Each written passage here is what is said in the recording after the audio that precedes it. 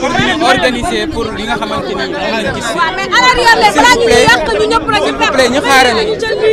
ñu xaarandi encore une fois s'il vous plaît ñu daal di xaarandi encore une fois s'il vous plaît on attend un peu. On attend un peu. mais mën na taxaw bàyyi leen ko bu taxaw mu wax. S'il vous plaît. On attend un peu. D'abord ses avocats, bien avant qu'il prenne.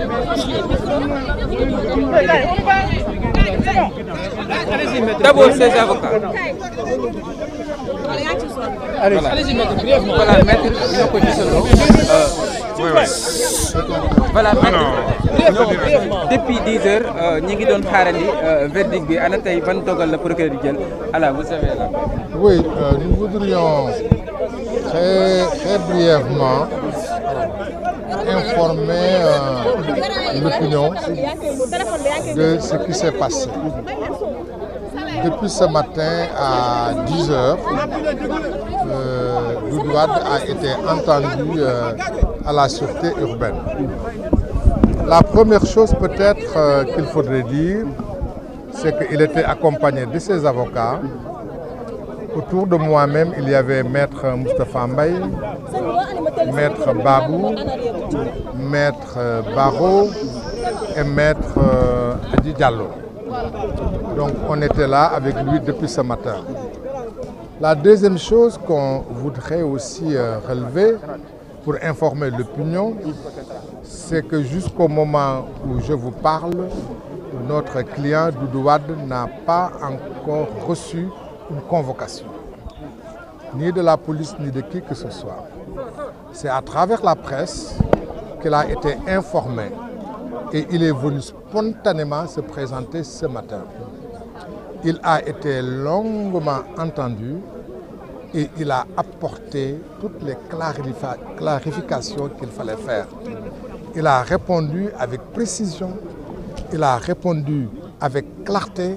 il a répondu à toutes les questions qui lui ont été posées.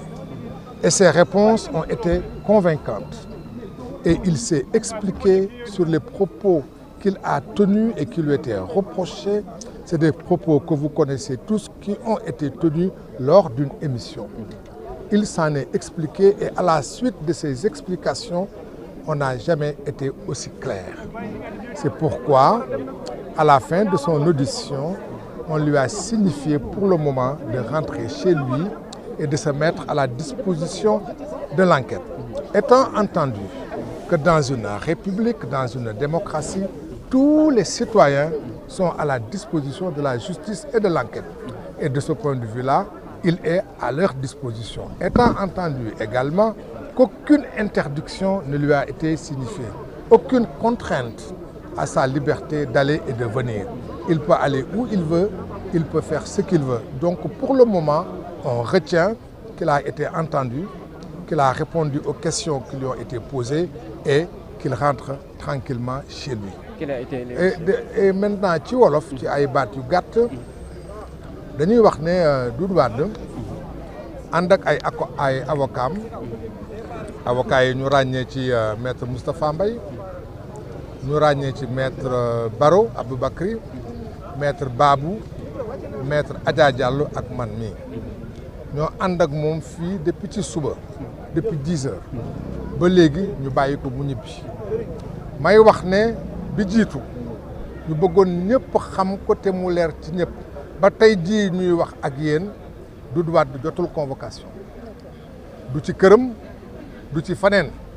du liggéeyukaayam du fenn foo xam yónnee nañ ko convocation ci presse bi la dégg ne ñu ngi koy woo di ko wër moo tax tey jii ci suba mu décidel boppam ci lu ko kenn laajul waaye su ko defee dafa fekk ne dafa am fu mu teg réew mi dafa am fu mu teg police dafa am fu mu teg institution yi moo tax mu ñëwal boppam di tubaab di wax spontanément ñëw ne dégg naa yéen a ngi may seet dégg naa soxla ngeen ma ñëwal naa seen bopp nga xool la ngeen may doyee ba mu ñëwee ñu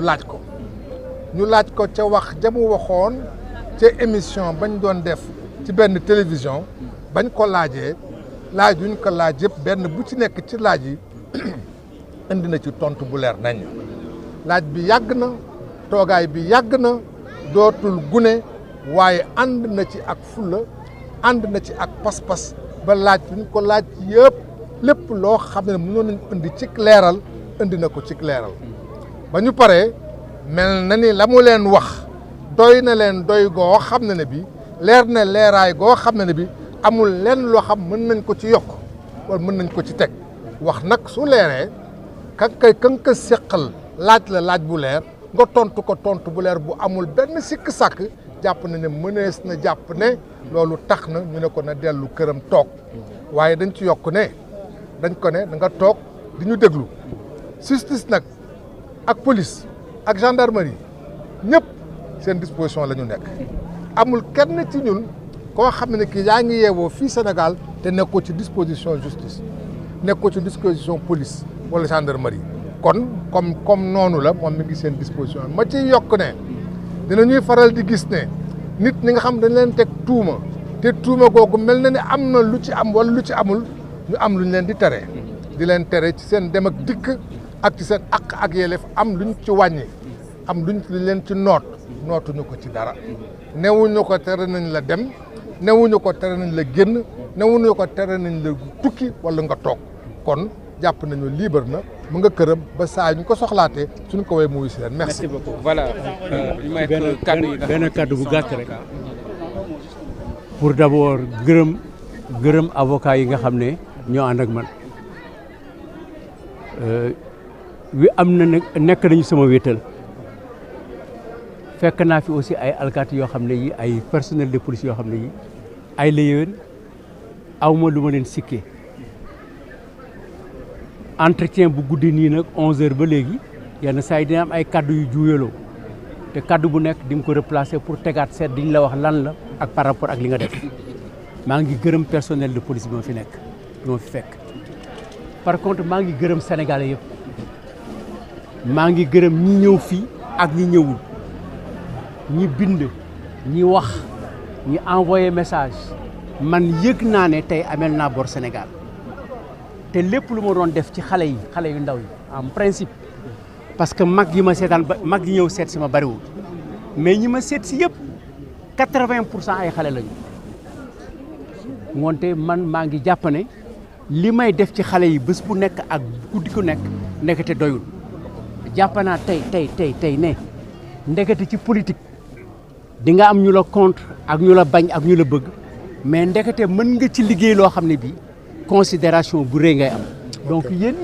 ñëpp tant que vous êtes maa ngi leen di gërëm maa ngi leen di sant je suis très fier de mon peuple. merci merci beaucoup. voilà nekkoon kàddu yi nga xamante ne c'est bon yëkkati woon na ko ak ñi nga xamante ne ñoo di ay avocats yi.